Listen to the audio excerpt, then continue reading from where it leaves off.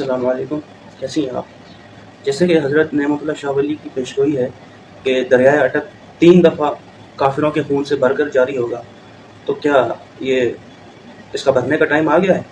اور دریائے اٹک تو کوئی ہے ہی نہیں، تو انہوں نے دریائے اٹک کہہ کر کیوں مخاطب کیا؟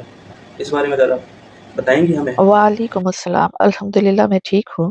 اٹک کے پاٹ میں 2 دریا گرتے ہیں، ایک ہے دریائے سندھ اور دوسرا ہے دریائے کابل۔ دریائے کابل چترال سے نکلتا ہے اور افغانستان میں سنگلاخ سے ہوتا ہوا پاکستان میں اٹک کے مقام پر دریائے سندھ کے ساتھ مل جاتا ہے۔ اس کا مطلب یہ ہے پاکستان کی لڑائی افغانستان سے بھی ہوگی۔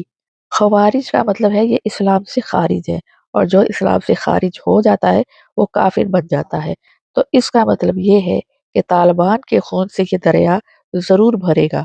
دریائے سندھ تبت کی وادی کیلاش کی جھیل سے نکلتا ہے اور پھر لداخ سے گزرتا ہوا پاکستان میں داخل ہو جاتا ہے۔ شاہ نعمت اللہ ولی کا شعر یہ اس بات کی طرف اشارہ کرتا ہے کہ انڈیا کی چائنا سے بھی لڑائی ہوگی اور ان کے خون سے بھی یہ دریائے سندھ بھرے گا، اور تیسری مرتبہ ہو سکتا ہے کہ یہ کابل اور دریائے سندھ یہ دونوں اکٹھے خون سے بھر جائیں۔